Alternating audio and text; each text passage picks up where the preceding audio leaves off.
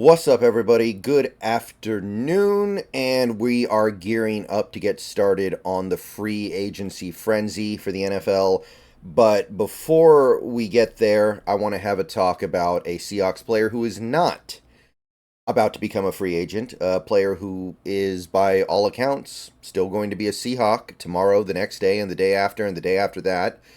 But we need to have a talk about this guy because there may come a point, and that point may come this offseason, where Tariq Woolen, or Rico Woolen, depending on whether or not you want to use his previous name or his current name, might not be part of the plans here in Seattle anymore. And I want to talk this through here because this is a pretty polarizing player at this point, and there's quite a bit to say about Woolen here moving forward now that we've swapped out coaches and swapped out defensive schemes and philosophies.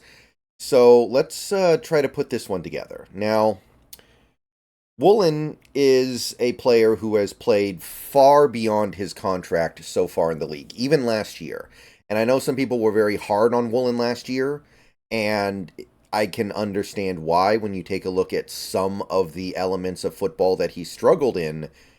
But I do think that overall he still played all right last year. Some of his struggles may have been due to injury. And in the areas of just straight coverage, he was money. Like, you can look at his coverage metrics on PFF. You can look at them on PFR. No matter how you slice it, this guy is covering.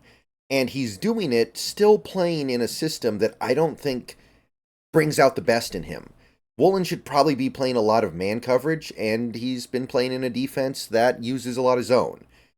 Now, none of that changes the fact that he is having a problem with the tackling part of it, and that's really what I want to talk about here, because there are a couple things at play here now that we're moving on to Mike Macdonald and his defense and what he's likely to bring with him. So, first of all, Woolen is unlikely to get much of a break in terms of the scheme, because the scheme that Mike Macdonald seems to favor is a lot of zone.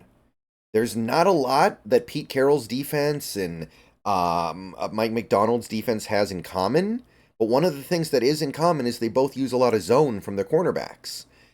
So he's not really moving to a system that like favors his skill set necessarily. So that's number one.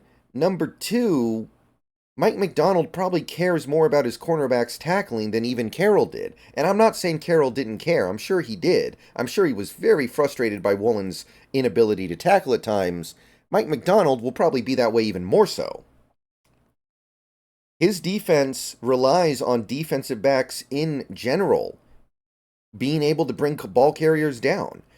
I was talking with the Hawks Nest on stream recently, and he made a very good point that I wasn't aware of because I don't watch every Ravens game. But Geno Stone was a player that the Ravens had who was a phenomenal ball hawk, made a ton of interceptions last season. By the end of the year, they were still kind of sort of rotating him in and out and trying to get him off the field because he couldn't tackle. And they needed safeties who could tackle in that defense. So if a guy like Geno Stone, who had a breakout year, and I think he made the Pro Bowl, if he didn't, he played at a Pro Bowl level in terms of the rate he was taking the ball away. If he gets benched for not being able to tackle, then Woolen is certainly at risk of that too. So you put these things together, and it makes you wonder. Woolen, he's about to turn 25, still in many ways a prototypical cover corner, still brings a lot to the table, still a big-time ball hawk, had a couple interceptions last year, 6 the year before. Very bright future. Is it possible that despite all this, that Mike Macdonald might actually be looking to move him? And could it be happening before the season starts? Like, I would assume that you would give Woolen a season to prove that he can do what Macdonald needs him to do. I would assume that Woolen gets 1 year to prove himself because he's only 2 years into a rookie deal. He's got 2 more years left on that cheap deal. He's got 1 more year before he can request an extension. You would think you would let that play out to that point. But what if they just decide this isn't going to work in this defense and they just decide to get what they can before his value truly collapses like it would if he has a season where he doesn't do that much? I mean, to illustrate the problem here, I went to PFF and I looked at, well, first of all, you can just look at the run defense and tackling grades for Woolen. They're bad. They're bad. But the missed tackle percentage, 20%. And some of that was because of the injury he was working through. But last year, it was about 18%. Not really better. Tiny bit better. So it's a problem. It is definitely a problem. And it's not just the missed tackles. It's also the plays where he doesn't give effort to tackle, where he avoids the ball carrier and doesn't put himself in a position to tackle at all because he doesn't want to do it. He's a, wide receiver convert. He hasn't been playing the position that long, and he could learn, but he could also not learn. He could also end up being a guy who just tries to get by on his coverage abilities only. In some defenses that might fly. I'm wondering if it's going to fly here. And some people are going to say, well, Richard Sherman was like that. Richard Sherman was a wide receiver convert. He was a big guy like Woolen, and Sherman was a great tackler. Sherman, I mean, you go back to Sherman, and, this is a different era of football. Went to his PFF, looked at his missed tackle rate in 2012. This is 2012, his second year in the league, first full year starting, 8.6. And his tackling grades and run defense grades are pretty decent. Not stellar. Tackling grade's nice. But you're looking at this, and it's not much of a comparison. Sherman became an excellent tackler. This is just 2012, by the way. He became a better tackler down the line. And if you want to say this is a different era of football, it shouldn't apply. Look at a guy like Witherspoon. And I know Witherspoon's kind of a gold standard when it comes to tackling at the position, but 12.1%, there's a pretty massive difference between 12.1 and 20, or 12.1 and 18. So there's a real disconnect here.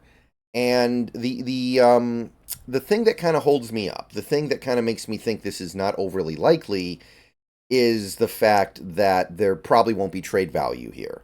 You move Woolen to another team, that other team is going to be like, wait, I saw this guy get benched last season on national TV against the Niners on Thanksgiving.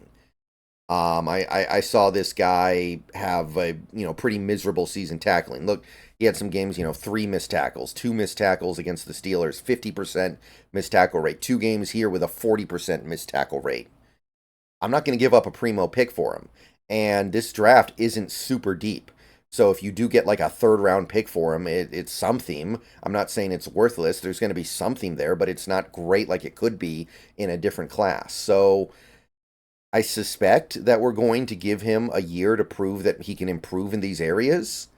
But there's some real reason to believe that Tariq Woolen is not going to be long for this roster. And it's something that me and the Hawks Nest have discussed at some length over the last few streams we've done ever since we hired Macdonald, because it's pretty clear what he wants from his corners.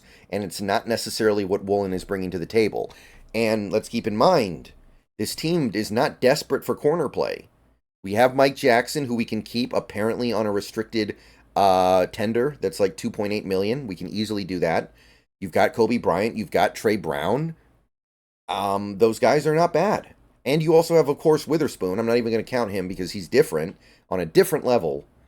But you could move Woolen and still field a capable cornerback room, especially if you play add-on. And there is some rumors, by the way, that the Seahawks are interested in some of these corners in this draft, despite nominally not needing one. So let me know what you think. I know a lot of people love this guy, but actually, there are some people who have turned against him. So what do you think? For me personally, I think the move is clearly to let it ride. You're not going to get a lot back for him, so if his value collapses, it's not like it was ever at some super high peak anyway. There was never a scenario, I don't think, where you're getting a 1st-round pick for him this offseason, or even a 2nd-round pick. Now, if you could, that's a little bit different. I would listen to that. I would consider that. But to me, I look at a guy like Woolen and I go, the upside is still massive. And it would be a true shame. It would be a tragedy if you couldn't make it work with Woolen, because he has so much stuff you want. He's so fast. He's so big. He's got such great ball skills. In coverage, he's excellent. We haven't even had that good of a pass rush the last 2 years overall, and his coverage numbers are still really strong. So if you couldn't make it work with him and you had to move off of him because the tackling was that bad, that would be a Greek tragedy. but I want to see it play out for 1 year before I commit. You can give yourself some insurance options. You can keep Mike Jackson around. You're still going to have Brown. You're still going to have Bryant. And you can give yourself some emergency pull ripcord in case of disaster type solutions without breaking the bank. You don't need to spend a super high pick on a corner or spend a ton of money on one. And at the end of the day, even if Woolen becomes like a bench player, somebody who just plays on special teams, which that'd be pretty sad to see, but if he does become somebody who can only play situationally, he's still earning his money because he's barely making any. So it's not like he's massively overpaid and you have to weigh that as a factor. So yeah, that's my take. I want to write it out, but this is not a great fit. Witherspoon isn't necessarily an ideal fit either as a cornerback, which is why some people are talking about him moving around. And people are also aware of the fact that his man cover skills will be a little bit wasted here. But Witherspoon is so good in so many areas, he'll always find a way to excel. Woolen, I don't know. All right, see you guys later. Go Hawks. Tomorrow we hit the ground running on free agency stuff.